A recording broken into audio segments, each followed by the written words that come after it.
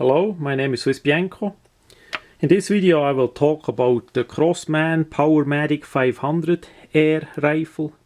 As we see it here in front of the camera.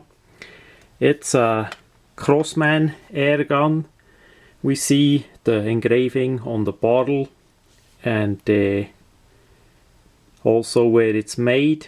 We see the simple adjustable rear sight, and basically the air gun, the air rifle, is patterned after the semi-automatic rifle of a Remington design. Of course the whole gun is lighter. It's smaller a bit in the size and the shape, not 100% correct, but it makes a good impression to that original Remington rifle. So the details of this construction are pretty unique. It's an older piece. There should be online some more information when it's made and all that infos. And the Crossman website still has the manual as well for printout. So I'm just gonna go over the technical details. It says it's a semi-automatic BB gun, so that means basically the steel balls it shoots, the .177 BBs. So to fill it in, we have the middle hole of the rear sight. That's rather unique.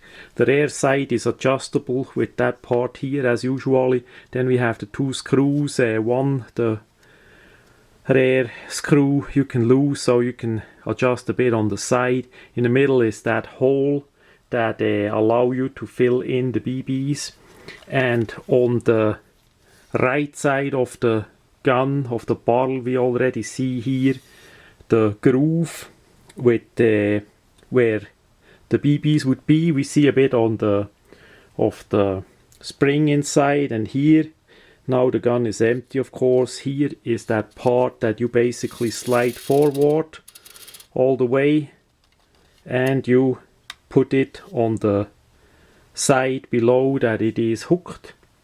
Now the spring is completely compressed in here, and the channel is free that you can fill in some BBs. Unfortunately this gun doesn't work anymore. The seal is completely gone, so we could not shoot it. It's basically a technical detail video that I make here to show how that is, because I did already sell this old air rifle, and I did not take the time and fix it up. So the forestock is that crosswood, the crossman plastic wood kind of style. We see the typical turning knob for the CO2 cartridge, but the cartridge is not in the forestock. It's actually hidden on what looks like a magazine of that Remington rifle that it is patterned off. This is a simple device that just goes out. It's just snapping in on the front part, so it's not a magazine. And in there we see the channel and the groove for the CO2 cartridge. The end of the cartridge goes in here, and then you turn the wheel and that would press the cartridge up. And on the other side, I have to reach around the camera a bit. On the other side we see here the part where the CO2 cartridge would get a hole, and then the gas would go in. And to cover that up is that part here. You simply push it in like that. It's not that good locking. We have to see the Crossman air guns were pretty much relatively inexpensive made for the mass market. For me, Crossman is a brand that is cult and that I always did enjoy in Switzerland, as if I could get a hold of it. in Europe they were never sold that many as in USA, so I did had luck and tested that one out. The trigger system here we see, it's basically a double action trigger system. It's not that it would be a single action. It's basically a double action that you can shoot the BBs like a semi-automatic motion. So that's all what it is basically. Let's see, basically it's really long, and then you feel it and then it goes. So it could be pretty accurate. Again, I could not shoot it, the seal is broken, so that was not possible. And on top we see the groove for a scope mount, pretty nice for back then. That's an older piece. And on the side here is the sliding safety. We can slide that back and forth. It's actually pretty nice. If you want to shoot, you just slide it forward and you can pull the trigger. It say safe, it's molded in. I don't know if the camera will show that up. It's really small, safe, molded in, and the thing just moves. The stock here is again crossman plastic.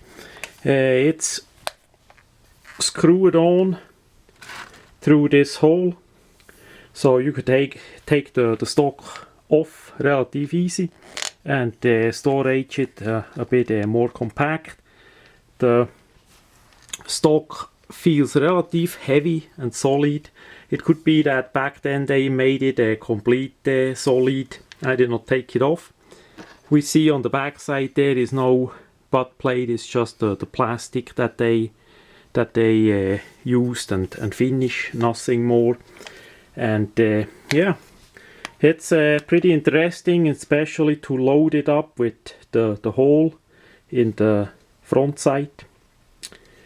And in the rear side is adjustable, and in the middle we have that hole to fill in the BBs. On the other side we have the groove, the channel with the spring-loaded plunger, so we can actually move that all forward. It locks below, and then we can fill it in, and once that certain number is filled in, you can release it, and then it's loaded. The front side is plastic. It's just pressed in from front and with this roll pin secured. What is a bit strange looking is the muzzle end. Hope the camera see that. We have two holes. Actually it fires from the top hole, the rear. I don't know why they made like a double barrel appearance, but all in all it's really a nice rifle. I'm sure back in those days that was nice to have, nice to use. How it is, of course, in our time now, 2013, it's outdated, and since it's broken, I could not fix it up. The trigger is double action only, basically, so that is a